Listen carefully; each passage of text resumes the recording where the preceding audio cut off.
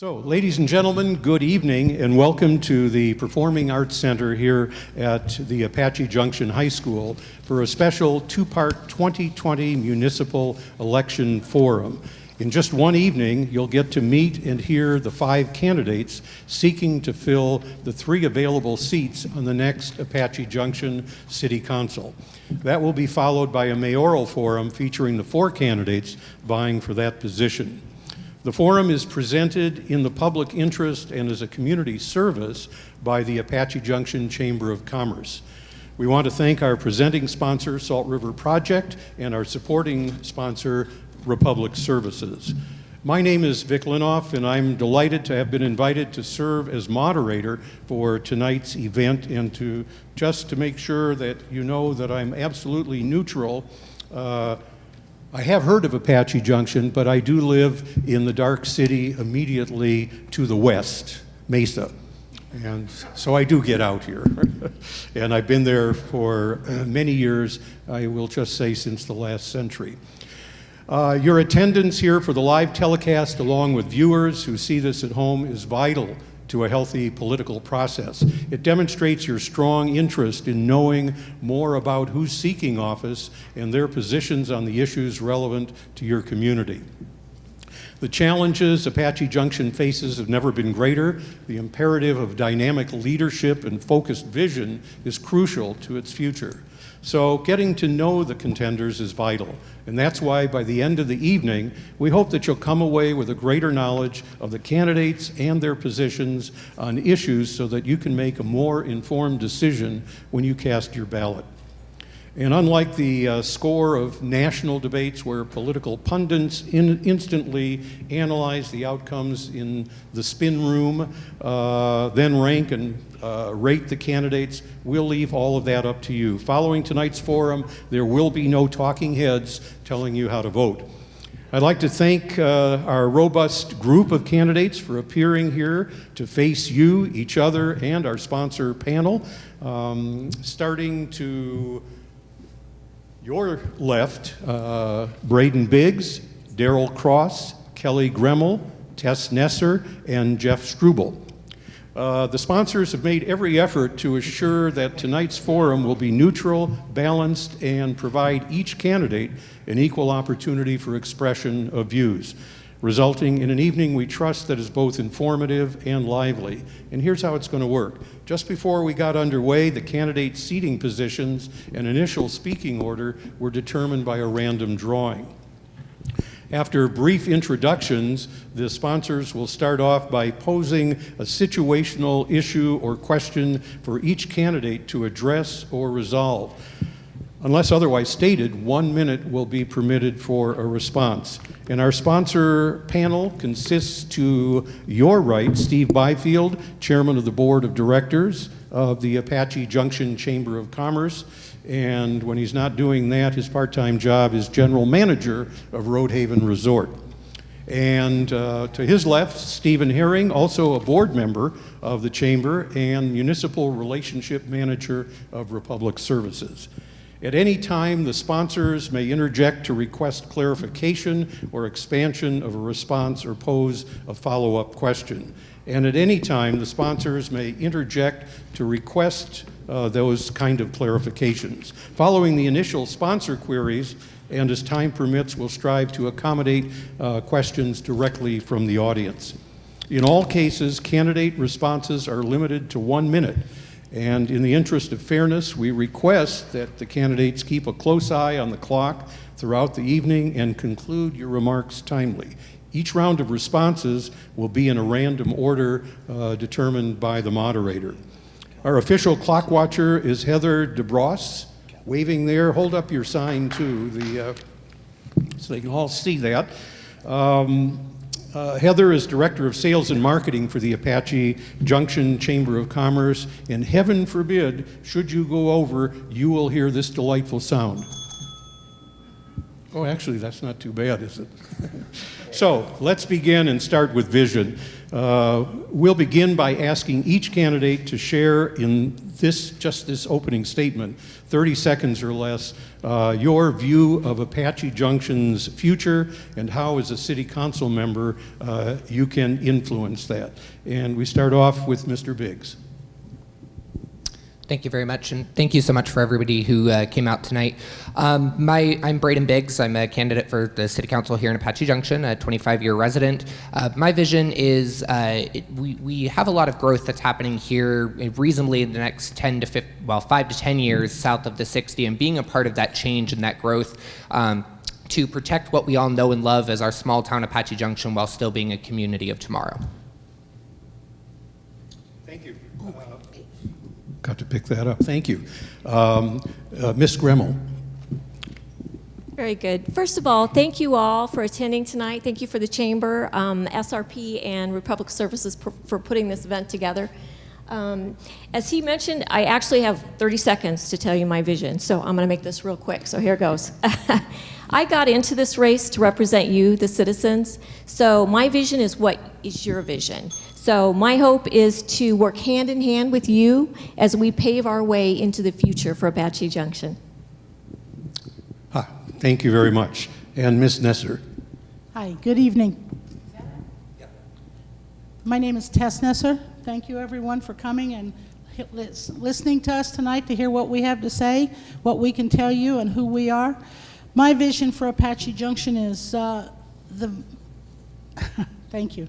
The growth is coming this way. There's nothing we can do to stop it, but we can control it by our zoning. And the two issues that I see that we need to really take care of to work on this is we need some better code compliance, and we need to do something about absentee landlords. Thank you. Thank you. Mr. Cross. Good evening, everyone. My name is Darrell Cross, and thank you, everybody, for coming out tonight. I envision Apache Junction growing in a great fiscally conservative way. I want to see all of our new major growth occurring south of the 60 while preserving our small town feel here amongst what we have right now. Thank you. Thank you. And Mr. Struble. Thanks everybody for showing up tonight and representing what Apache Junction is, a group of people who are interested in where we're going and how we're going to get there. My name is Jeff Struble. I'm currently on the City Council. I'm asking to be reelected.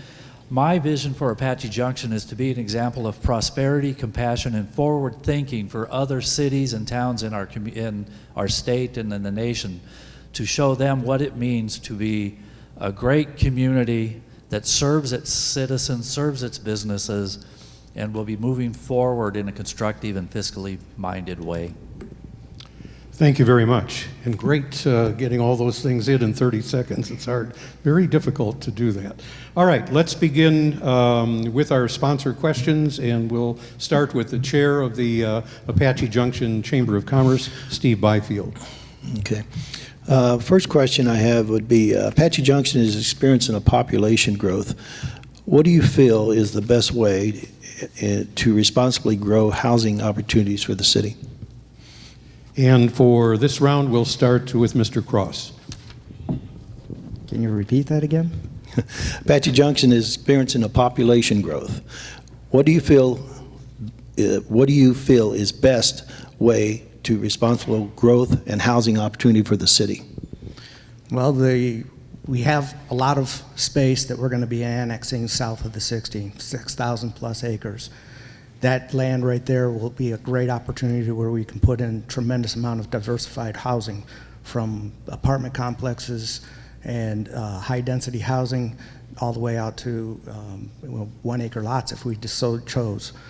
We have also great areas within the city that we could expand and do some infill, where we could bring in some more affordable housing. That's one of the biggest problems we have, is we don't have a lot of affordable housing, and we need to try and keep that, keep pace with doing that. So I'm for good growth, expansion, and having all kinds of diversified housing. Okay, thank you. Thank you. Next in line is Ms. Nesser. Same question? Same question, yes, to all of the candidates. Oh, okay. I'm the chair of Apache Junction's Planning and Zoning. I've been on Planning and Zoning for 20 years, and I believe that, number one, how this new growth, how the new areas are zoned is imperative.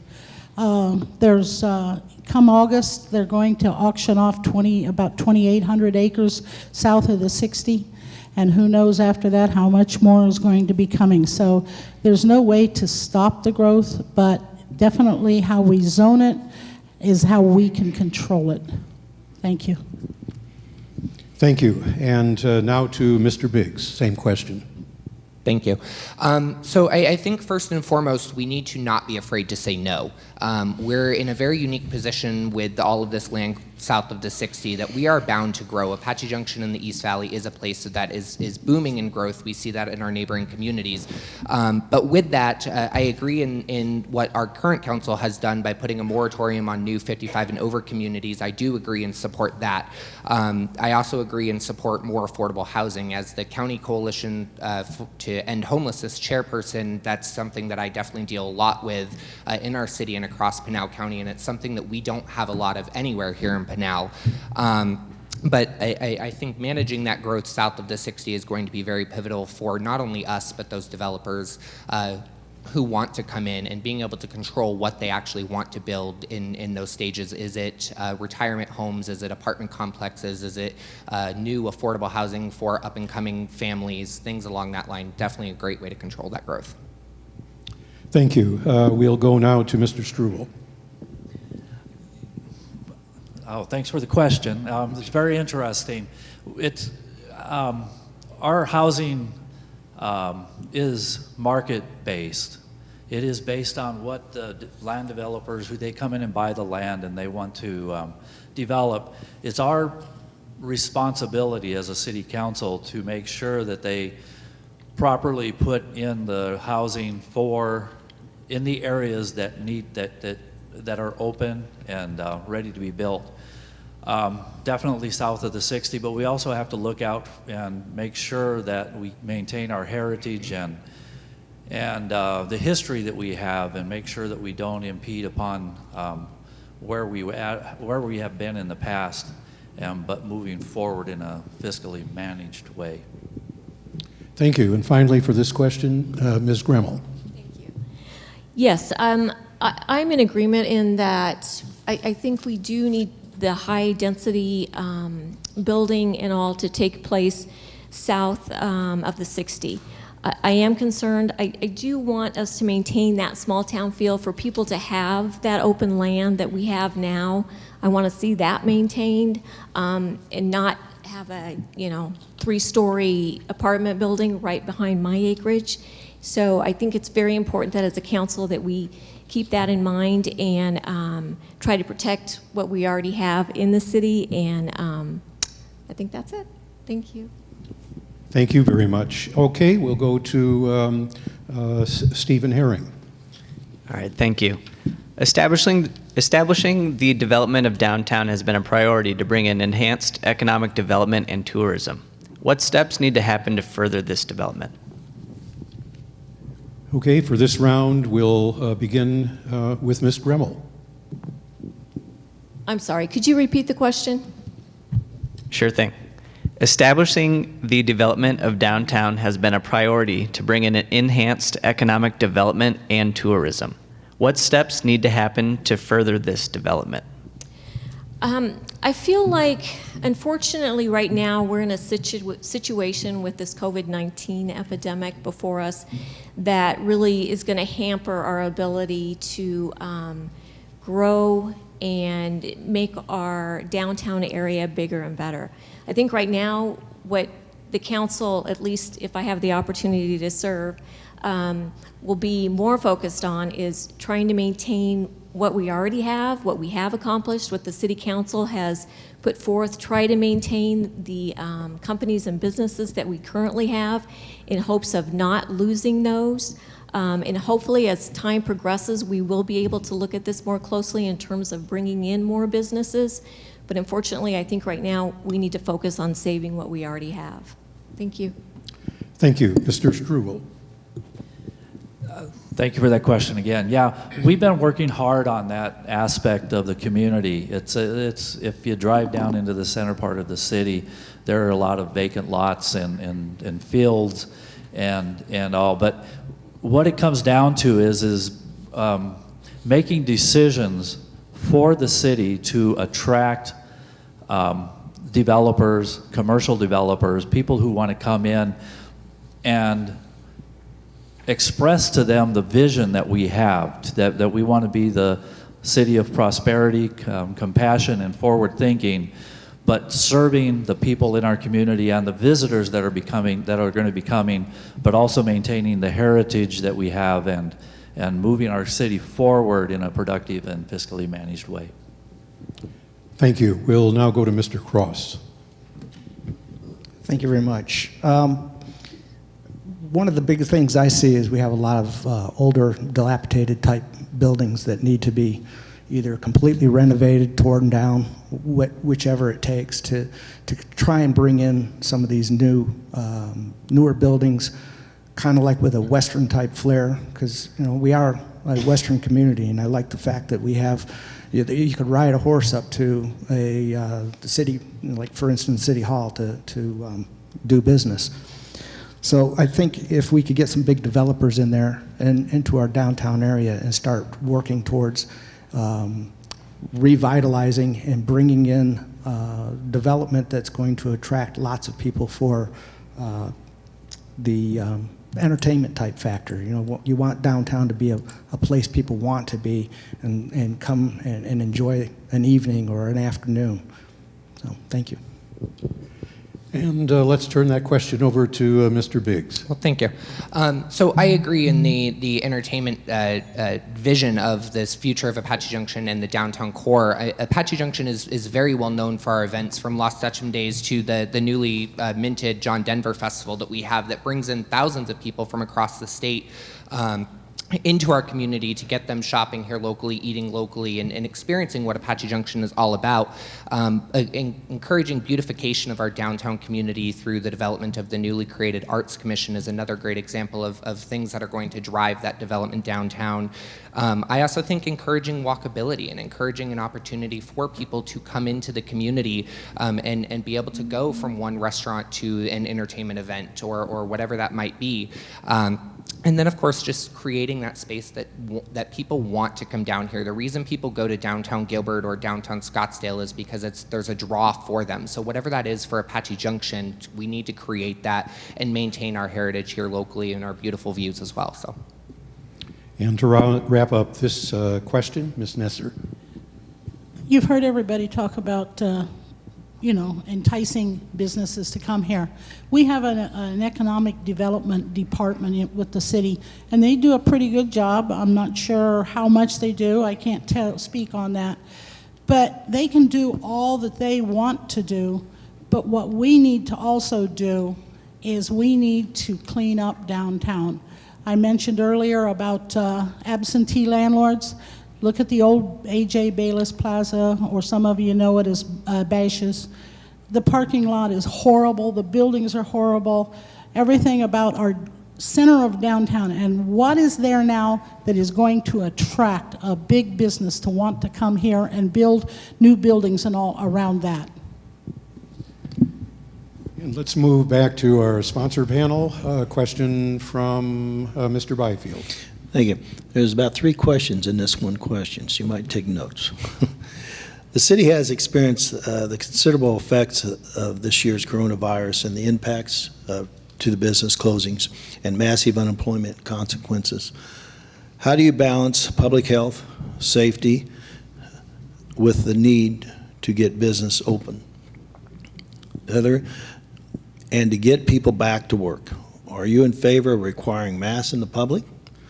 What other methods do you suggest to the city of Apache Junction to get back on track? All right, let's start this round with Mr. Let's see, where are we? Round 3, Mr. Struble. That's a tough question, because the people that have to make the decision as to what to do with closing, social distancing and stuff. They have a tough job. There's just no way they're going to win.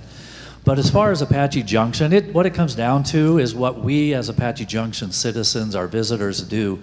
We come together to help each other out. We come together to patronize our businesses, whatever they might be. And it's very important that we keep that in mind. But it's also very important that when you are visiting one of our businesses or just out in public, that you respect other people's views as to masking and social distancing, and just maintain what Apache Junction is that we're just a small community with a great heart and just looking out for each other and serving each other. Mr. Biggs, do you want to tackle that one?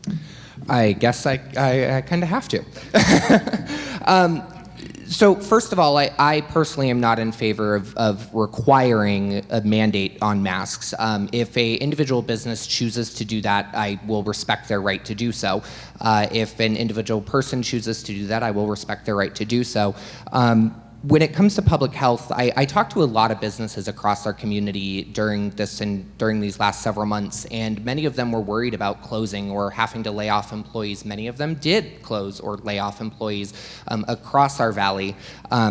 So I think there's more to that public health than just the physical health factor. We also have to look at the factor of feeding those families and keeping them employed and secure in jobs. But businesses ultimately need to do what is best for them, and the people need to do what is best for them. And let's turn over this question to Ms. Gremmel. Thank you. I think,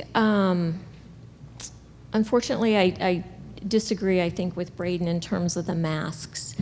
I think that as much as I believe that we should have choices, I do believe in this situation that we need to think about our community as a whole, the Apache Junction community, our friends, neighbors, people we love. We want to see them stay healthy. And I have a sister who's actually an infection control nurse for one of the local hospitals. And she recently told me if people could actually see what I see on a daily basis, and that is people literally dying and suffering from this epidemic, they would see why I say people need to wear masks. Thank you. And Ms. Nesser. Well, it's kind of like mixing apples and oranges together when you say you want to bring business back and then tell people, well, you have to wear masks. So, you can go out to eat, but you can take your mask off when you go out to eat. So I suppose you don't spread germs while you're eating. So, it's kind of like, I hear what Kelly just said. I have a friend who works at the VA hospital. They said going from 1 or 2 tests a night, they're now doing about a dozen a night. So it's on its rise again. I don't know what the answer is. We definitely need to shop local to all of our businesses. We need to be eating out again as much as we can to support our businesses and our restaurants. But again, about the mask, well, if you can eat without them and not spread germs, just be sensible. Thank you, and we'll conclude this round with Mr. Cross. Yeah, thank you. A lot of our businesses have, really lost a lot of money from the initial closure, and they're just now trying to get back on their feet. We lost a couple businesses here locally because of this big closure. The only way we're going to be able to keep them open is if we're able to continue to do business with them. And if that means we have to wear a mask to go into a business, we should wear a mask to go into that business. We can definitely socially distance ourselves out and about in public and not have to worry about masks. But I think anytime we're in an enclosed room with other individuals, we should really consider wearing the mask, at least until they can figure this disease out. It's really important. So thank you. Thank you very much. Okay, we'll go back to our sponsors and Stephen Herring. All right, thank you. The Apache Junction Unified School District is a vital resource to the children, parents, and communities in and around Apache Junction. How can the city provide support as the school district seeks additional funding in the future through bond and override process? And for this round, we'll begin with Mr. Biggs. I mean, obviously, bringing more families into this community is our first and foremost biggest priority is to maintaining the economic viability of our school district. It's no secret that I publicly did not support the bond and override in 2019. Yes.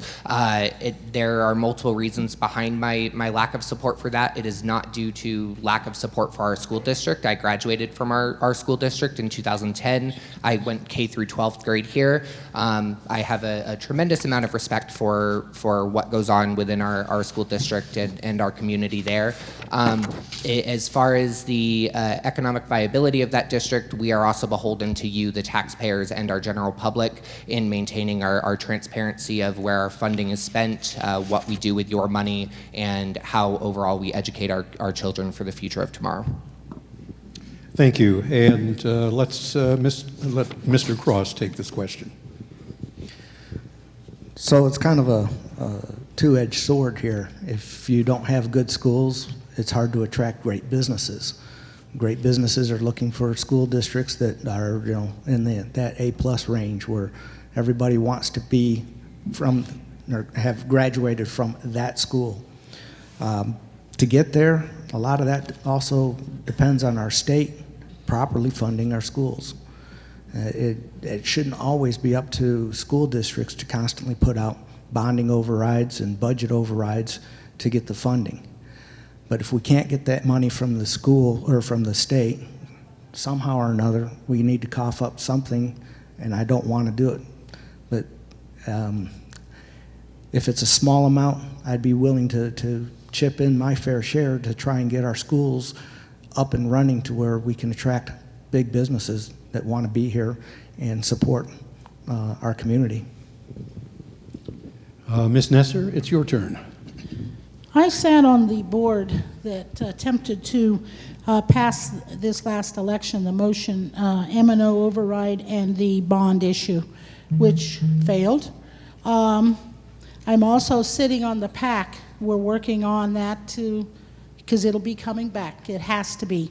I'm a part-time substitute teacher at our elementary schools. Some of them are in deplorable conditions.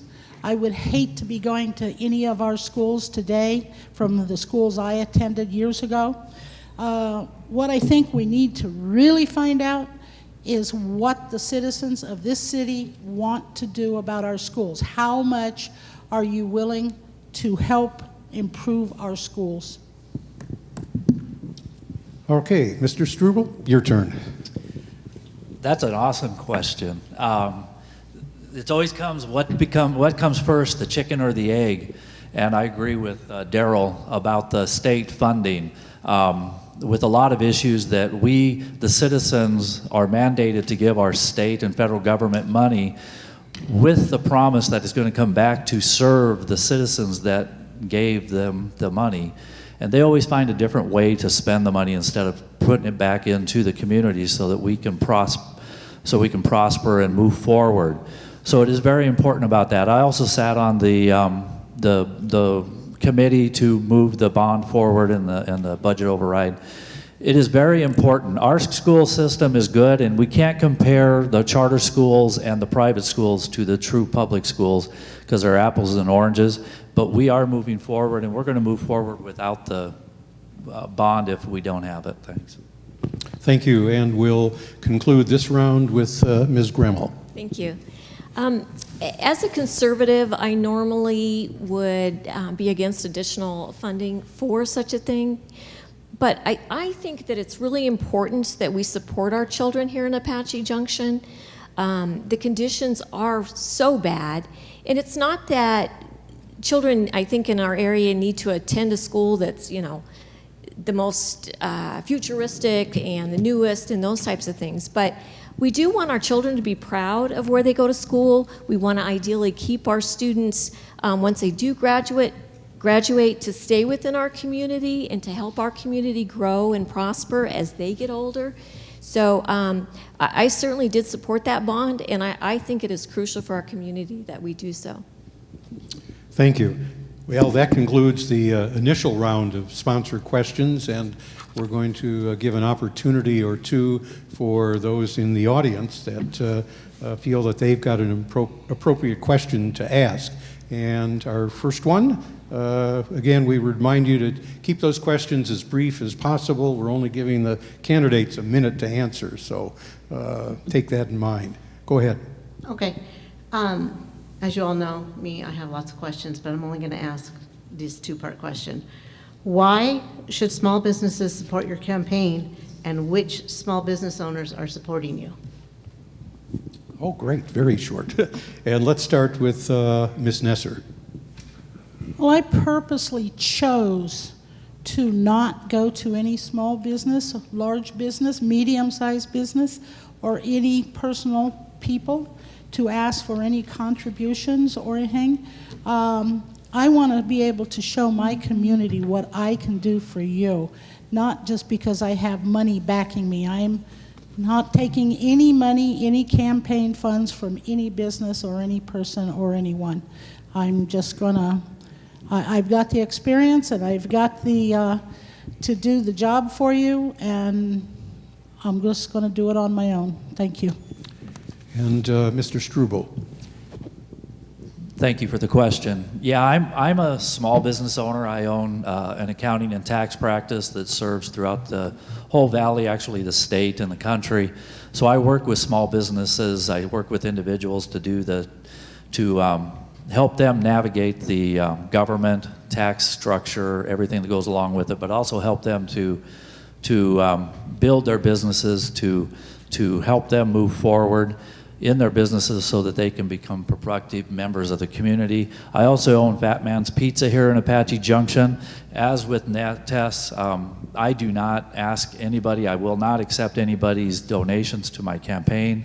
I think that's a conflict of interest for anybody to help us to spend money to help us, because it leads to possible people think that there might be something going on. So just ask for anybody and everybody to accept what I do in the community as a business owner and how I serve other people. Thank you. And let's go to Ms. Grimmel. Thank you. I, like the other two candidates, have not taken any money from any businesses, small or large, or from any individuals. I think at least the three of us that have spoken so far feel like that it is important that we self-fund our campaigns. This is not about supporting some business and helping a business in the future. This is about us putting forth an opportunity to serve you, the people, and using our own funding to make that happen. So thank you. Mr. Cross. Yeah, I think our small businesses are the backbone of our community. I have not taken any money either from any of the small businesses. However, I do support all of them. I do have signs at several of the businesses, for instance, Crazy Horse Saddle Shop, the Hitching Post, A1 Auto, Steve Leach Signs, and Tire Man's. So, you know, those are individuals that reached out to me and said, hey, bring a sign down here. I'd love to advertise for you. And although I'm not taking, you know, financial monies from them, it's important that everybody, and I know all of us as candidates, fully support our small businesses. So, thank you. And finally, Mr. Biggs. Thank you very much. There are, give or take, about 20 different businesses at this point in time that are publicly supporting me across town, including Handlebar, Dirtwater Springs, GBI Printing, Cindy's Just Cuts, just a few of those. But it's important to recognize that there are just over 3,200 businesses across Apache Junction. I am a big supporter of shopping local and a big supporter of our Apache Junction businesses, and always working to bring new business or new opportunities here into the community. as well as voicing their concerns and being their representation. Another organization that has endorsed me and is supporting me is the Southeast Valley Realtors Association, which has donated money to my campaign. However, I am the only candidate that I'm aware of that has publicly said that I will not be taking a salary as a council member and be donating that 100% back to the community for our different events and nonprofit organizations and opportunities for our community to come together. Thank you very much. And I think we do have another question from the audience. Yes, sir. John Kenny. My question is to the panel is this. With the increase in population, I've seen an increase of illegal businesses and industrialization encroach into residential areas. Code compliance is reactionary. Would you be willing to change code compliance to a proactive organization and be able to actually help clean up these infestations in our residential area? Thank you very much. And I would just say to the audience, if anyone else wants to ask a question, get Denise's attention, and she'll get you down front so you can get your question in. Let's begin this round with Mr. Cross. That's kind of a difficult one to answer in some aspects because there are a tremendous amount of small businesses that operate out of their homes. They're not doing anything that is detrimental to the neighborhood. You know, you have your Avon, you have another person down the street from where I live that has been doing a print shop in their back shop, and has for 20 plus years. I think that the code compliance shouldn't be proactive in going out purposefully searching out these individuals and tracking them down and shutting them down if they're operating under a business license within the community. So I don't know if I'm answering your question the way you want, but if there's a business out there that's making a public nuisance, then they need to be shut down. Thank you. Ms. Nesser. I already stated that I've been, I sit on planning and zoning. I've been the chair for about the last 6 years. I've been on planning and zoning for 20 years, and we get a lot of, I deal with that. And one of my campaign issues, as I said, was absentee landlords, but even as big as that is code compliance. I believe right now there's only 3 code compliance officers for the entire city. And how much can 3 people do? I think the code compliance should be a much bigger office, a department, and we definitely need to become proactive about code compliance, cleaning up lots so that you're not living in neighborhoods where your value of your property is going down because of people who are piling in junk cars and whatever else and running illegal businesses or anything else. Thank you. And let's go to Mr. Biggs. Thank you. So I do agree in increasing our code compliance department. However, what I don't want to see is we all have experienced, we all have yards, and we all know that what happens right after it rains, the weeds come out, and all of a sudden we all get notices telling us, you know, our weeds are too high. And so while I want to increase our code compliance and I want to see a proactive approach, I also want to protect our property owners and make sure that they're not just out there to get them for a fine or a fee or any type of issue like that. I also have to look at our businesses and see what's out there. And I know I have a neighbor who has started a business. It's a landscaping business, and he doesn't bother anybody in our neighborhood at all. He's a 32-year-old gentleman who's up and coming in our community, looking to buy bigger property and expand his business. And I do want to see that happen, but I do agree that there comes a point where the city does need to step in with illegal businesses and things that just get a little out of control. I don't want to see chop shops. I don't want to see giant maintenance yards or anything like that. So, thank you. Ms. Grimmel. Yes, I think this is a difficult question in terms of if we're talking more about businesses in code compliance as opposed to, you know, weeds or debris or people keeping junk cars, you know, in their front yards and things like that. But Just a little bit about my background. I worked for the City of Phoenix for 30 years. I worked for the prosecutor's office. I'm a rule follower. You know, I believe that there are laws set in place and codes that need to be complied with. Now, certainly, if things need to be looked at and possibly changed, I think the City Council needs to be open to that. But there are laws and codes set into place that we need to follow. Thank you. Thank you very much. And finally, Mr. Struble. Yeah, that's one of those issues that it comes down to money. And this year's budget that we just approved, and we'll do the final approval at the first meeting in July, actually has another code compliance officer. It's a code compliance manager that's going to help us look at issues, both business and residential. But what it comes down to is people are concerned about personal liberties and saying that, you know, we have our property, we get to do with it what we want on our properties,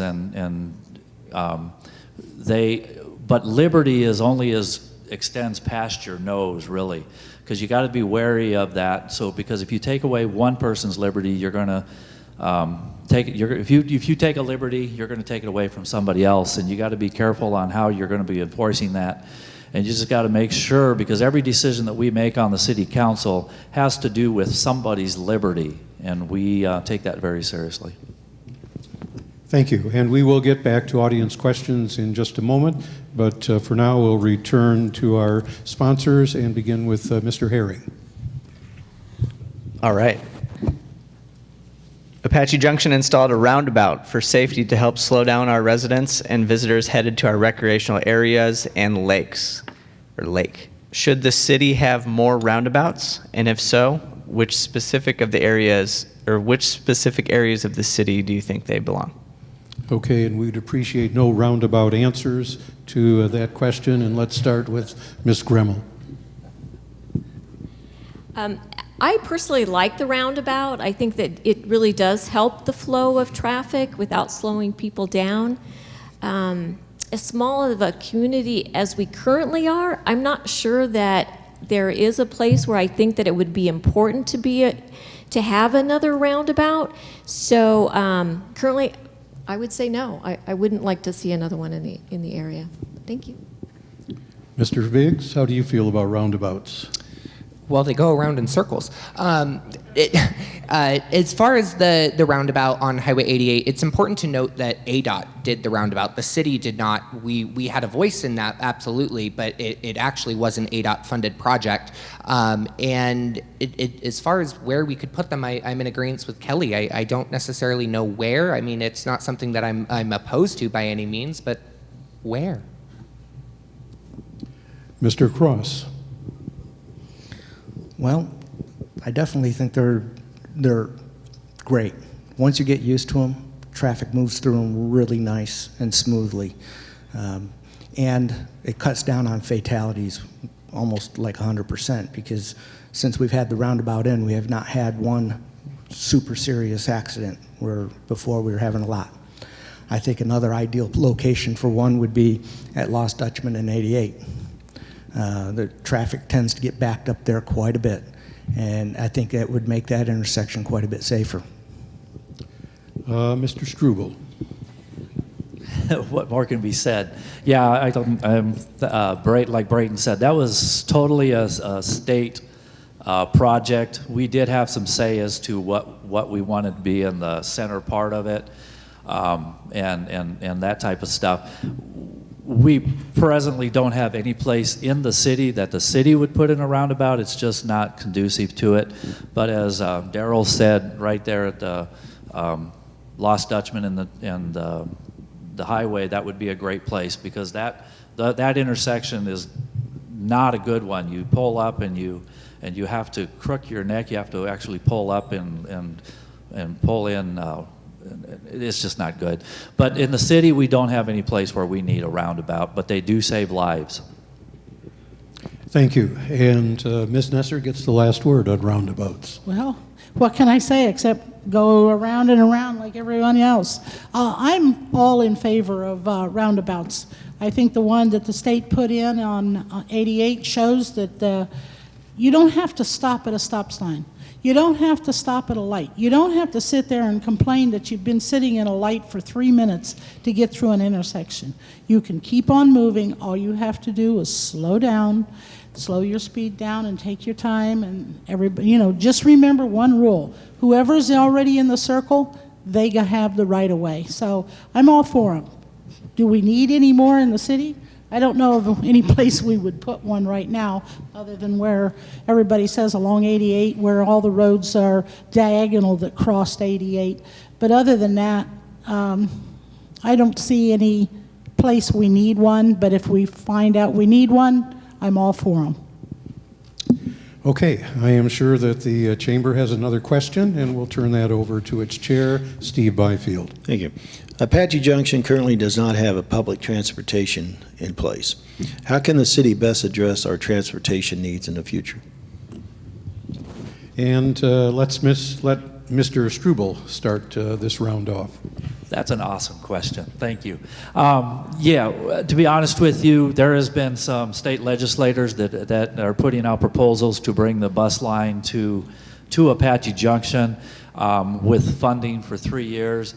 But it's not something that Apache Junction itself can afford, because after 3 years, there's just no way on the sales tax that we operate on.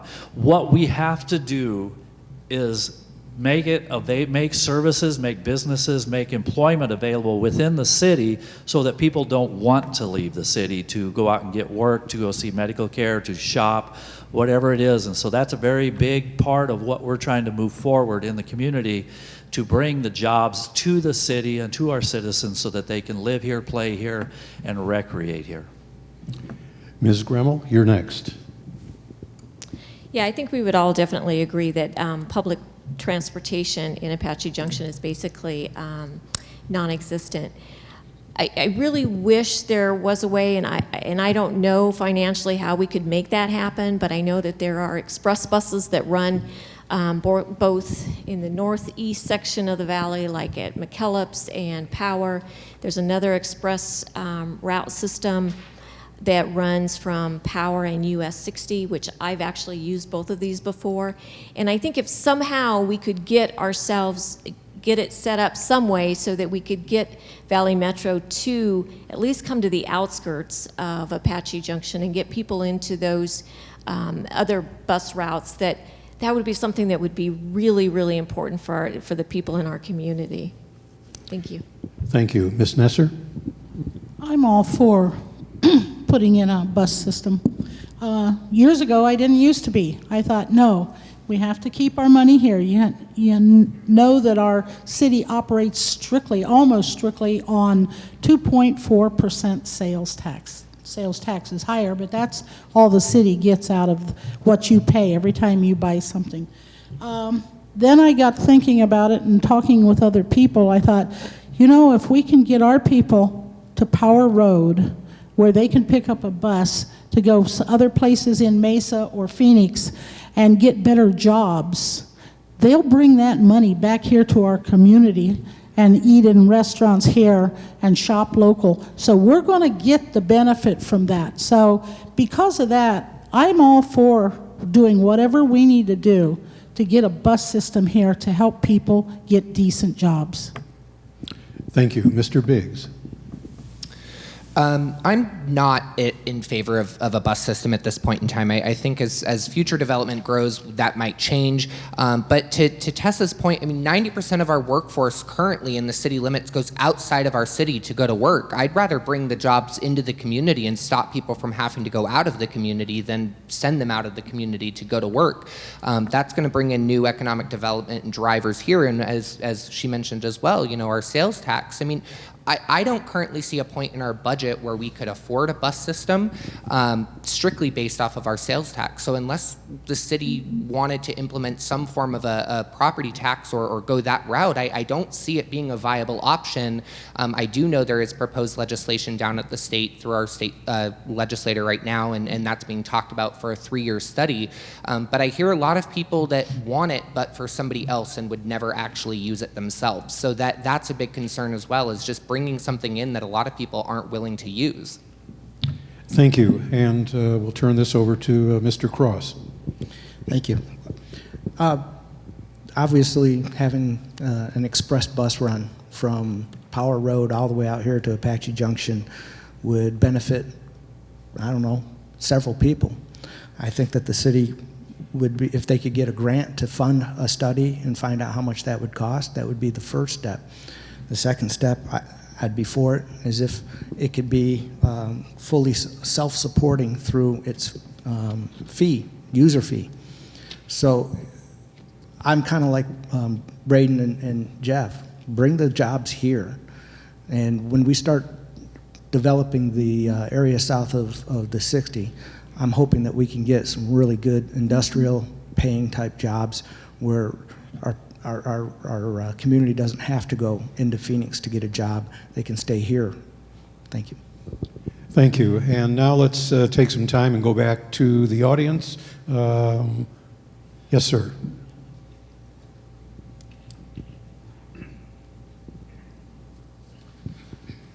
Good afternoon. Thank you for giving me opportunity for to ask you guys a question. As we have a new candidate coming in, Ms. Tess Nasser, she mentioned that we have absentee owners in Apache Junctions own the big shopping center. You look at it, the whole United States, there's all big corporations, they build all these shopping centers and all that stuff, they function perfectly. These two shopping centers she mentioned owned by the private person. And city have been giving them the hard time for a long time because the city has to gain something about it. And so far we've seen all the code compliance, all the problem is going to small business owner in Apache Junction on the trail in another location. As soon as they get into trouble or something, somehow, some way they manage to shut them down, they close their door, and then we're seeing all the big corporations coming. Small business are the backbone of the United States. How you guys feel about this small businesses or big corporation or mom-pop business? What is going to more benefit the Apache Junction? If I understand the question, it's the feeling between small business and large businesses? Correct. Seems like we're chasing away the small businesses and bringing the big corporation and creating the obstacle in front of the small businesses, they can close the doors. Okay. And the new candidates coming on, how you guys going to go protect the small businesses? Or you guys are in favor of a big corporation? Okay, I think we've got it, and we'll get to Ms. Nesser to answer because she was addressed in the question, but let's start with Mr. Biggs. Well, first of all, thank you for being a small business owner in our community, first and foremost. I'm a big supporter of our small and local businesses, and while I do want to see some of those larger corporations come in, I think we've all heard, we want a Chick-fil-A or a Sam's Club or a Costco. A lot of that is based off of population, and again, I think that a part of my plan is if we bring those in, that development happens south of the US 60, so we can protect our small and local businesses that are on the northern half of our community, on our downtown economic core right there. I think there is a great opportunity for those small mom and pop local shops to be right up next to some of those larger places, but I by no means want to see a Chili's right next to Handlebar. That just, to me, it doesn't make sense. There's an area for that, and that's not it. So being mindful of where we allow those businesses to go or how we work with that to protect you guys as small business owners is first and foremost. Thank you. Mr. Cross. Yeah, I'm 100% on board with maintaining and growing our small businesses, as I said from earlier on. We, encouraging large corporations to come in and develop, like, if we had a chip manufacturing plant in our backyard, we could have a ton of small businesses, food restaurants, and establishments like an entertainment establishment like the Hitching Post, for instance. These, I'm not in big favor of having major chain type businesses right in downtown Apache Junction. I think that area should be reserved for our mom and pop type shops, and that helps us to maintain our identity of being a small community. Thank you. Mr. Struble. Yeah, thank you for that question. Obviously, small businesses are are the backbone, and that's who I serve within my company. We take care of, we serve our small business owners, those people who have from just them as an employee up to 20 employees. But what we're trying to do in Apache Junction is to bring not large corporations. The large corporations don't want to come to Apache Junction, but what we need is the medium-sized businesses to come in and bring in some industrial development, some small manufacturing to support the mine, to support the businesses that are moving in down by the airport, and to bring in some distribution. And that's part of what we're doing with the tax that we're going to do, the north-south corridor that's going to be allowing us to bring in some transportation for those small businesses, the medium-sized businesses, to move their products and to pay the people a living wage so that they can afford the affordable housing and bring people into our community for our schools. Thank you. Ms. Gremmel. Thank you. Yeah, I definitely agree that small businesses are the backbone of our country. I certainly don't want large businesses to be pushing out our small business owners, but I do think, as many of the other candidates have already said, we can't turn away big business because we do want to provide opportunities and jobs for people in our community. We talk about not wanting people to have to catch a bus to go to downtown Phoenix to work or something like that, but we need to have the businesses here in our community to allow that to happen. So I would like to see the big businesses come into the right locations, as Braden said, because we want to keep our community viable and give people jobs and opportunities right here at home. Thank you. Ms. Nesser, since in part that question was addressed to you, we'll let you have the last word. Well, since it was addressed to me, I want to officially go on the record to say I have absolutely no desire to see huge, large businesses take over Apache Junction and turn us into Chandler, Gilbert, Mesa, whatever. I have been a proponent of shop local and small businesses for years. I am a volunteer at the Chamber of Commerce, and we promote actively shopping local, and that means shopping with the small businesses, whether you be a restaurant or any other kind of business, as much as possible. That's just what makes our community what it is. We will get some larger businesses, probably with new houses and growth, and it's been mentioned, we'll keep them probably south of the 60, but small businesses is the way to go, and it's part of our community. Thank you. And back to the audience. Yes, sir, for a question. Yeah, first of all, I'd like to thank all the candidates for taking up the mantle and running for office. That's not an easy thing to do. Pinal County has set up with their COVID relief fund, they've set up a fund for all the small businesses so they could come and get utilities and rent for 3 months in the unincorporated area of Pinal County. If you were sitting on the city council, you have $4.8 million. Would you do the same for the small businesses in Apache Junction? Thank you for that question. And this round, let's start with Ms. Nesser. Todd, would you answer something for me again? Part of your question, you said if we had what million, and where's that money? Where's that coming from? Apache Junction received $4.8 million COVID relief money from the governor. Apache Junction Yes. did. Okay, Mm-hmm. Yep. that I didn't know anything about. I don't know what that money's earmarked for. I have no idea. So you're actually asking me to answer a question that I just don't have the facts on. But if that money could be used that way to assist our local businesses with utility bills, it definitely would be the right way to spend it as far as I'm concerned, if that's allowed. Thank you. Mr. Strugel. Yes, we did we have not received the money yet.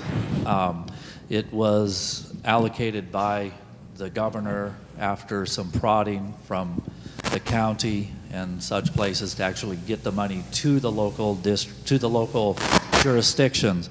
But yes, we are going to be looking at how to best serve our business owners, to help them navigate through this last 3 months, and then seriously the next 6 months, because if our winter visitors don't come back in force. It's going to be a hard winter, but it's going to be very important also for the city to maintain some of that money within our reserves, because the sales tax is not going to be coming in, and we're going to have to be covering some expenses in the future. And so that some of that $4.8 million will be needed to help fund some of the projects, the infrastructures and things that are going to be coming over the next 3 years. Thank you. And let's go to Ms. Grimmel. Thank you. I would say absolutely. With that funding, if at all possible, we can help these small businesses. I think it's important that we do so because they're being hit very, very hard. And if we have that money and we're able to use it, like Tess, I'm not sure exactly how that money has been earmarked or what the city council is currently looking at with that, but if at all possible, I would say absolutely. Let's help those small businesses and give them some of that money. Thank you. Mr. Cross? Yeah, that money is earmarked for our small businesses, not directly from the city council. It hasn't been 100% decided on how they're going to utilize it, but they are definitely going to utilize it to help our small businesses that have been hurting really bad. And it's like Jeff said, if our winter visitors don't come back in full force because of the COVID virus, they're going to be hurting even more. And we're also going to be having a tax funding shortage over the next couple of years, because the money we take in now is the money we're going to be spending in a couple of years. So with all these small businesses not being open, we're going to have a major shortfall in the amount of money that we have coming in from these last few months. So that money is definitely needed to help support our current businesses, and hopefully we can earmark some of it to help shore up Apache Junction in the future. Thank you, and we'll conclude this round with Mr. Biggs. Thank you.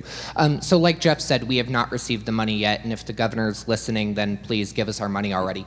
But in regards to that funding, yes, I do want to see it impact our community as much as possible. I know I'm the only candidate on stage right now, and I really hope I'm the only person in the room right now that was affected by being laid off due to COVID-19 and the economic downfall that's had. And that just breaks my heart, not only for me but everybody out there that's been affected by this. So I do want to see, I've talked to a lot of business owners that have struggled with being able to pay their employees or just keep food on the table or keep their business open. So whatever we can do, absolutely, I'm 100% on board with working for that. But I do agree that we need to be careful about what the future looks like. We don't know if this is gonna come back and hit us harder next time or next year. So setting aside some money so that we can predict, or help to overcome what's happening in the future to mitigate those problems. Thank you. And before we go back to our sponsors for questions, just a reminder, we might be able to get in one or two audience questions. So if anyone else desires to ask, please raise your hand and let Denise know. All right, back to the chamber and Steve Byfield. Thank you. Apache Junction has a homeless problem that depends on the care and support for the city, along with nonprofits. How can the city further address this issue for this population segment? Okay, to begin this round, let's start with Mr. Cross. Obviously, we, as the question says, we have homeless issues. I think that Apache Junction shouldn't be in the charity business 100%. We need to try and get our local community, our civic portion of our community, the churches and stuff, to shore up and help out with our homeless populations. Oftentimes, there's just not enough money to go around for all the different programs that are needed. A lot of these people just need an extra hand to make it through, to get back on their feet. Some of them are living out there because that's how they want to live. They have no desire to go out and get a job. And some of them have major drug issues. And I think if we can come up with grants and funding to where we can put that to use, we may be able to help these people out and get them back on their feet. Thank you. And now to Ms. Nesser. I too believe that it's the responsibility of churches, social service agencies, and the like to fund the majority of taking care of the homeless. I'm not saying a city doesn't have some responsibility, but we're not in the position like a lot of cities where we maybe have been around 50 or 100 years. I mean, Apache Junction isn't that old. So it's not like we have a lot of property and a lot of buildings where the city could donate a building to house people. So I'm not really sure, because there is nothing that the city can do in that fashion, how much money there is. Our budget's pretty tight, so I'm not really sure, having not worked with the budget, to say that the city can afford to do this and do that. Can they do more? Possibly. Should they do more? Possibly. But that's not the city's total responsibility. And Mr. Biggs, we'll let you tackle this question next.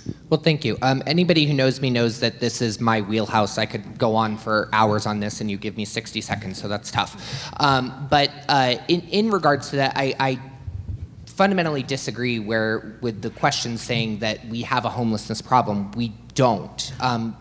According to the point in time count survey, which happens every year and is our way to track the homeless, there's give or take 120. We have a population of give or take 40,000. That doesn't mean we have a problem. Now, that also doesn't mean that there isn't a problem at the same time. That being said, I also am the chairman of the Pinal County Homeless Coalition and work extensively with the Apache Junction Homeless Coalition, and I do agree with the other candidates where they're saying, you know, our social service agencies need to come together and step up, and we all do. This is what we do on a daily basis, and I do agree that the city does need to take their fair share into that as well, because they are their citizens, and this does affect the overall health and well-being of our community. And again, I can go on and on, but I have to stop. Thank you. Everyone's done very well keeping track of the time. We appreciate that. Mr. Struble. Like Braden, I could talk about this one for 20 minutes, a half hour. We do not have a homeless problem. For the last 3 months since the COVID shut down our multi-gen center, where our homeless have had the opportunity to take showers and such things like this, there's been a few agencies, Genesis, a couple of churches, Salvation Army, the Rhino Recreation Center, and a couple others that have been put together a shower day every other week in the community. And we have made it available, and we've had as little as 3, had as many as 15 people come in and get showers. But as what Daryl said, most of them they have jobs, and they want to live the way they live. There are mental issues, there are drug issues, everything like that, but it's not about the issue of homeless. That's just a symptom of not having the proper economic development jobs for people to move forward, and to also train them when they're younger, to give them an opportunities and the resources to build their lives and give them a purpose in life. Thank you. And Ms. Gremmel, we'll let you wrap it up. I think even if we have one person living on the street, that constitutes somewhat of a homeless issue. I think that, but as a city, are we able to financially fix that problem? Alone, no, we're not, and we do need social services to help with that. I do think that yes, there are people who choose to live that way, but I think also we have people who have major drug issues and mental health issues, and that's where the problem initially lies. And I think that's where we kind of need to concentrate on helping with those issues to keep people from being homeless. Thank you. Thank you. And to Mr. Herring for a question. All right. Apache Junction has a large business community of mostly small businesses. How will the steps you take work to strengthen this business segment? And, well, we finished up with Ms. Gremmel, but we'll start this round with her. Great. Thank you. I'm so sorry. Could you please repeat the question? Yeah. So Apache Junction has a large amount of small businesses. How will you in City Council strengthen this segment of businesses? I think one of the most important things, which has been mentioned several times from different candidates, is we need to shop local. I think that's something that we need to make sure that people in the community understand, that the money that we spend locally save and keep those businesses. We need to make sure that the community understands that and that they do. I think probably that would be my primary answer to that question. Thank you. Thank you. Mr. Biggs. I knew that was going to happen. So the way I look at it is we've got to break down the barriers for small businesses to open. We need to make it easier, work with them on our city codes, make sure that they're code compliant, but make it easier for them to open. These are small business owners. They're not paid corporate people who work for a large company who knows the ins and the outs and what to do and how to say it and how to write it and how to get it done. These are mom and pop places who are trying to open up a restaurant or trying to open up a flower shop, and they don't understand all of those processes. So whatever we can do to make that process easier for them is where I stand. I've seen a lot of small business owners trying to come into our city who struggle working through the bureaucracy of our city. We're a fairly small city, and they shouldn't have to struggle as much as they do just to be able to open their doors and run their business and do what they want to do. So whatever we can do to help that process is what I'm going to do to support our businesses and help them get open. Oh, you've done so well tonight. We know that there's some emotion to some of these issues, but if you can kind of hold off your applause until the end, that lets us move a little more efficiently through the evening. Mr. Cross, how do you feel about this question? Well, it's small businesses, as we know, are the backbone of this community. And some of the things I see that we could do to support them is obviously shop local. You know, I could have gone into Mesa or somewhere else to buy my campaign signs, but I chose to use a local vendor here. Another thing that we could possibly do to help is the startup costs for getting a business going. You know, if our fees are higher than the next community, we need to try and get those fees a little bit lower so we can attract the small businesses to open up here. We also need to make the process easier, and it's not so confusing or convoluted to where it drives away the potential customer or the potential business. Maybe we put together something through the city where we can educate individuals on the processes for starting a small business. Thank you. And now to Ms. Nesser. Well, I can sit here and check off my list. Let's see, shop local, development fees, the process. We all know that maybe there's some issues with some of these things, but there's one other thing that we could possibly do. I don't know if you've ever heard of an ombudsman, and that is a person that could work with the new businesses who are wanting to set up and open a business to help walk them through the process. It's a lay person that's going to explain it. It's not the staff. This is an independent person that would be there walking that person and helping them do their paperwork and their forms and explaining things to them. And it might be something that the city would want to look into for this process of starting new businesses. Thank you. And now I think we do have another audience member question. Yes, sir? Oh, I'm sorry. Did I? Oh, it is so far. The social distancing, and then the hat gets in the way, sir. Yes, Mr. Struble, my apologies. The hat gets in the way, yeah. No, it's an issue that the city has been addressing. It's a fine line as to, the part of it is code compliance, but it's also, like I said, I work with the small businesses every day, all day long, helping them to navigate the processes, not just in Apache Junction, but throughout the valley. And to be honest with you, Apache Junction, compared to other communities in the valley and the state, is relatively good to work with. Obviously, we have our issues that can always be better, and we're working towards getting that done. But people have to understand that you don't have a right to run a business. You have a privilege and a responsibility to make sure that you take care of your customers and the citizens of the community, and to make sure that you're providing the services that the citizens need, not just what you think that you want to provide, but what they actually need. Thank you. And now we've got an audience question. Yes, sir. So last week, the city council tentatively approved a 2.5% payroll increase for the city. Based on today's economic times, how can you justify that? And I'm really interested in how each person going for council would vote. I know how Jeff voted, but I'm interested to know how the other people would vote. Thank you. Thank you for that question. And because I omitted you in the last round, let me start with you, Mr. Struble. Yeah, to be honest with you, when the staff started, I only have 30 seconds or a minute on this or whatever it is, so I got to talk real fast. When they started the process back in, actually they started in the fall, and when they had their first initial budget in March and April, and when they first presented it to us in May, when we got to look at it, there was not an increase in our staff's wages. What we did was we were going to help them out with a little bit of health insurance.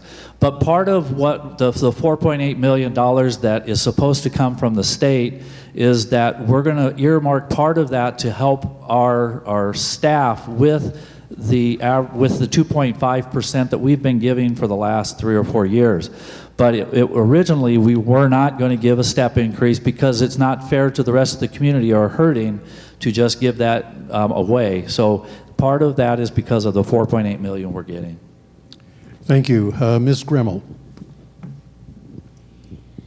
To be perfectly honest, I'm not sure I'm going to be able to really answer this question because I don't really have a lot of factual information on the situation. Obviously, Jeff has more as he serves on the council currently.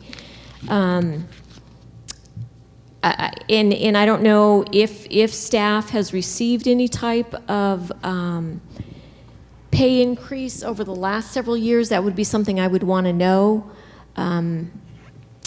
So to be honest, I'm not sure that I could really answer that question unless I have some additional information. I apologize, but. Thank you. Ms. Nesser.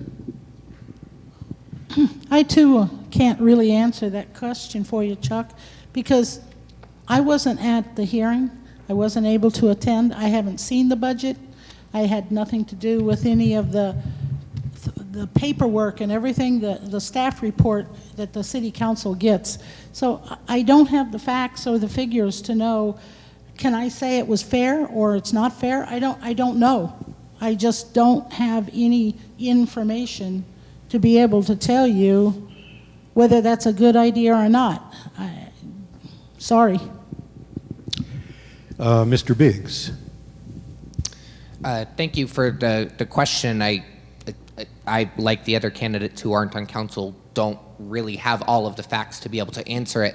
I will say that I pretty much think 2.5% is a nominal increase, considering that our staff works incredibly hard across the city, across all of the departments to do what they do.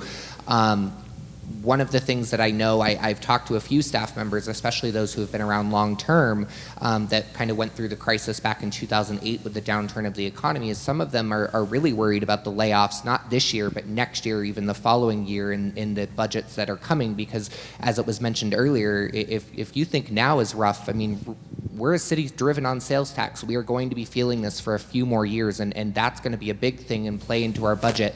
But I do know that the consideration was taken into account given the $4.8 million. I don't think it was necessarily given lightly, but I think that it's a great thing to do to our staff at this point in time, but how I could vote on it, I don't have all of the facts. Thank you. And Mr. Cross. Yeah, is 2.5% even keeping up with the cost of living increases that occur on an annual basis? When was the last time they had a pay increase?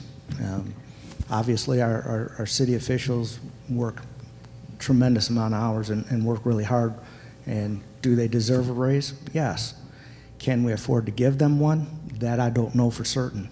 If part of that $4.8 million can be utilized to give them a one-time pay increase or a one-time end-of-year bonus to maybe offset that cost of living increase, that might have been an option.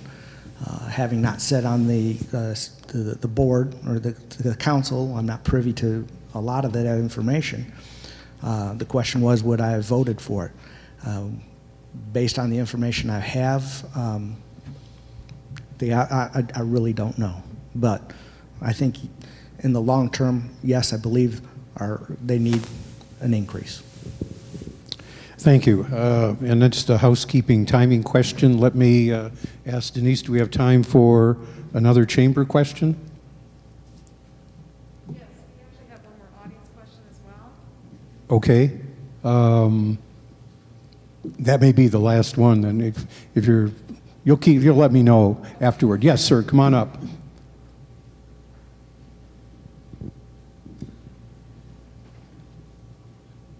Thank you. As a new invigorated town council, would you give consideration to review and possibly revoke the unconstitutional mandatory heavy-handed trash program put upon the people of Apache Junction? Okay. Mr. Cross, we'll let you tackle it first. Yeah, I've talked to a lot of people about this, and what I've always said is personally, it was a benefit to me. It didn't, it reduced the amount of money I had to pay on a monthly basis. If I were sitting on the council at the time of the vote, I would have voted no. I think it should have been put back out to the people to allow more citizens to express their views.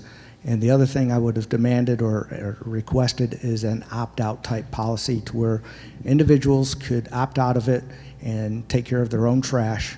And if under a review on either an annual basis, it is found that they are not taking care of their trash in a proper manner, then they would be forced to be put back on to the city's provided service.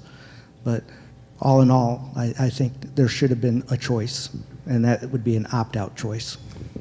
Mr. Biggs. I have said from the get-go I am not in favor of the fines and the fees and the potential charges that can be brought up against somebody through that. Do I think that there was a choice? Absolutely, I do. The city went out to bid for it. There were 3 companies, only one of them being Republic Services actually completed the entire bid. I've heard the concerns over the neighbors. I too benefited from it. My bill dropped $30 a quarter. I mean, Republic Services does a lot for the community, but I think that the thing that throws a lot of people off is those fines, those fees, the potential charges brought against somebody. I don't know too many people that honestly care whether or not they have Republic Services or right-of-way disposal or waste management. What I heard a lot of when the conversation started changing around that was when those things started coming out, and I do not support that. And if I were on the council at the time of the vote, I more than likely would have voted no. Thank you. Ms. Gremmel. Yes, obviously a very controversial issue. I heard many things when talking to people in the community. And I am certainly not going to beat up the city council that currently took that vote. It was a difficult vote to take. I think had I been on the council at the time, I likely would have voted no for it. I do think that it should have been brought before the people. The one thing I would say is if I do have the opportunity to serve as one of your council members, I certainly will hold Republic Services' feet to the fire. You know, they need to comply with what is in that contract, and I would want to make sure that they are doing that. Mr. Strugel.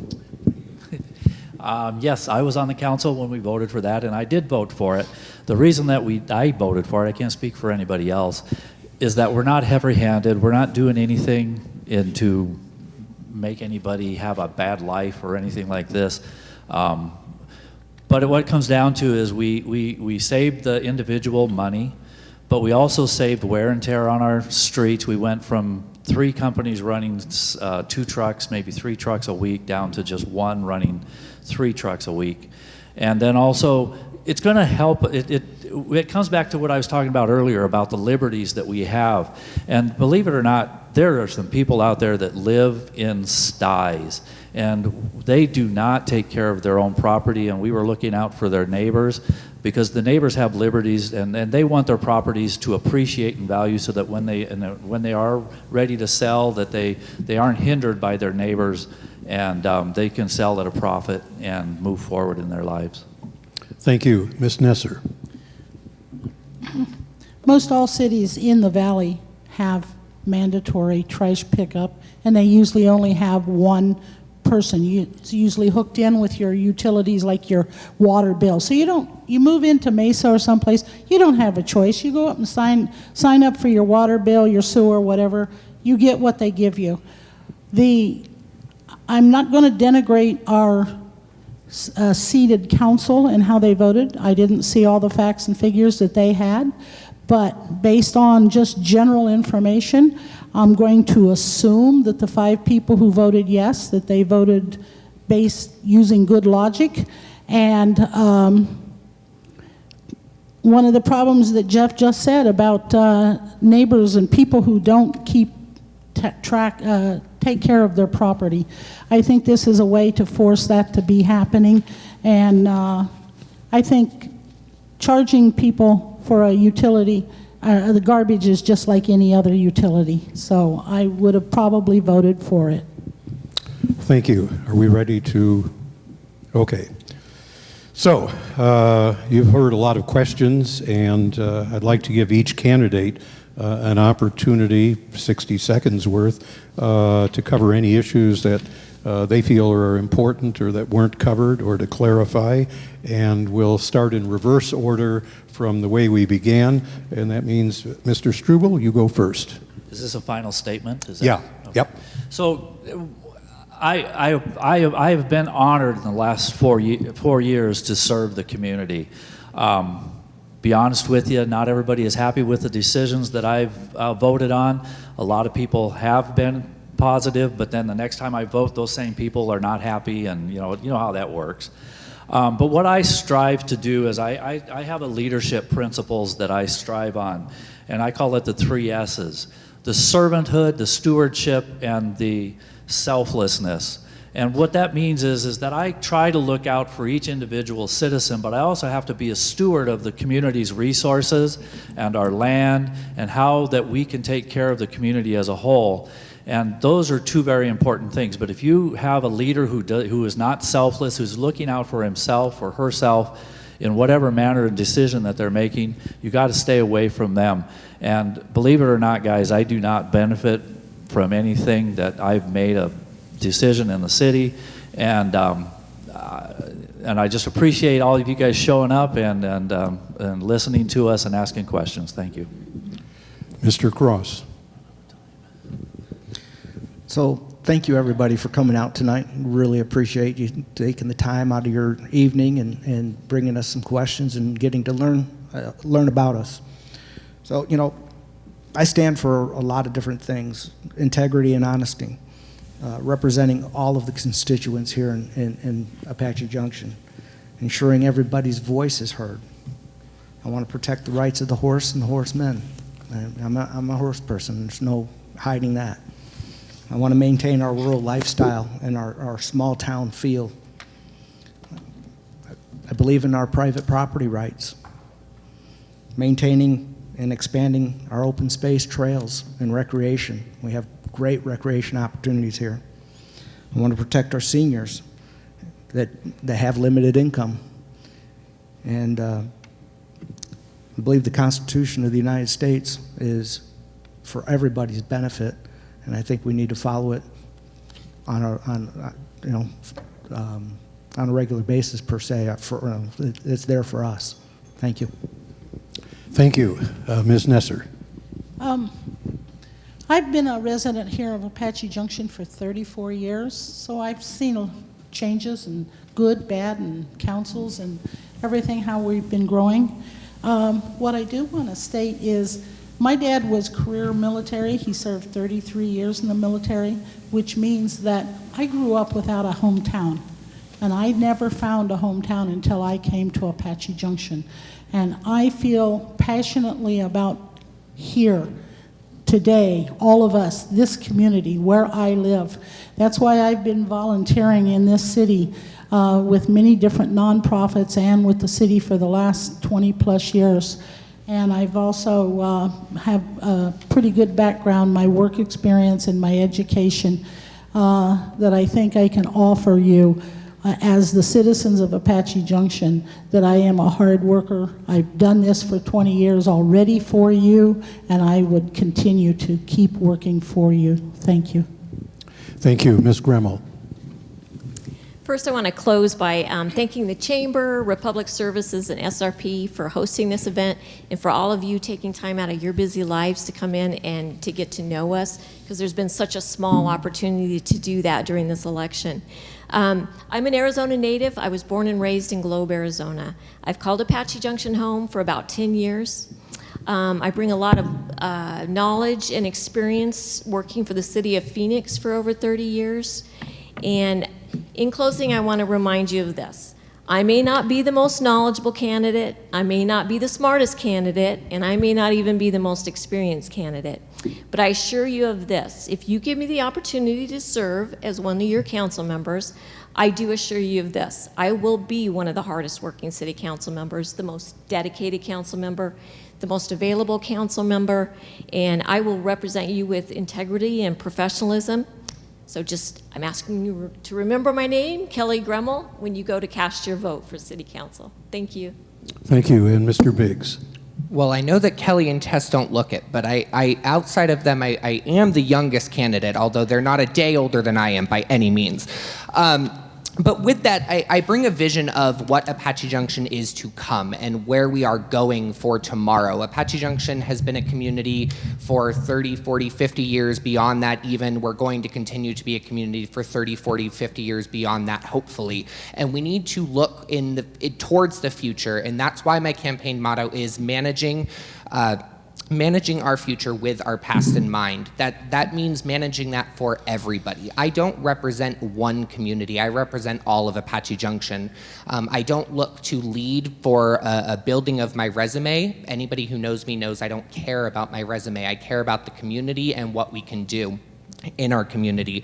One of my personal mottos is decisions are made by those who show up. I have shown up, I will continue to show up, and I will always show up for the residents of Apache Junction.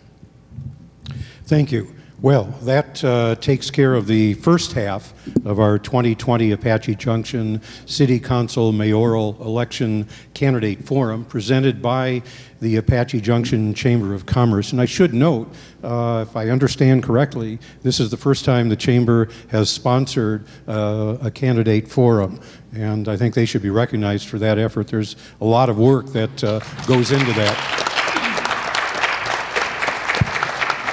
And I appreciate the invitation to come and moderate for tonight's event. The forum was co-sponsored by the Salt River Project and Republic Services. We also want to thank our candidates for their willingness to undergo this grilling.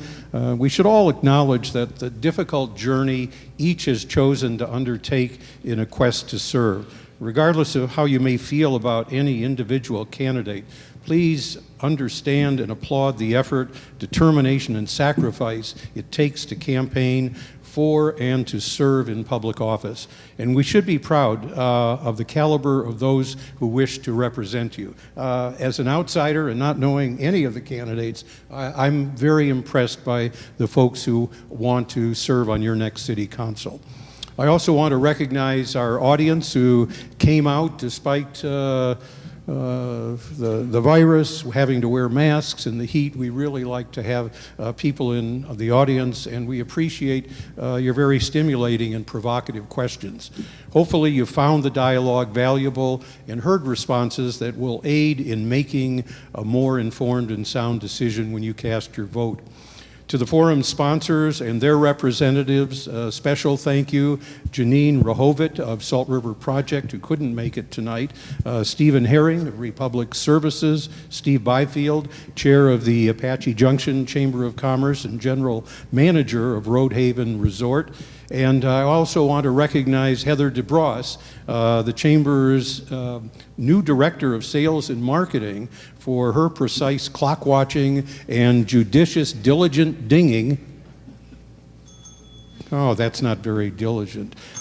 There you go. And especially to Denise Hart, Chamber President and CEO.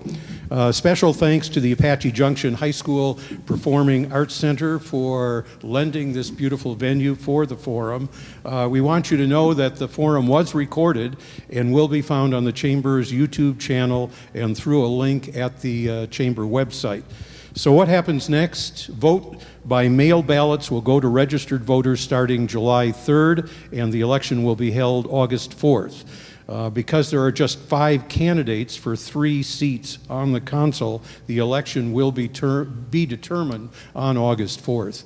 If you, by chance, are not registered to vote, you have until July 6th to complete that task, and given all of the circumstances locally, the state and nationally, everyone should be registered. And you should never feel that your vote should be dismissed as immaterial. It counts for a lot, something that every candidate readily acknowledges. Over the years, I've come to appreciate just how many people it takes to make our communities great. And here's one of the easiest and most painless ways for you to step up and join the ranks of those who work to make Apache Junction a terrific place to live. Just go out and vote. Now, don't go away. After a quick reset, we'll be back in a few minutes with our mayoral candidates. Thank you.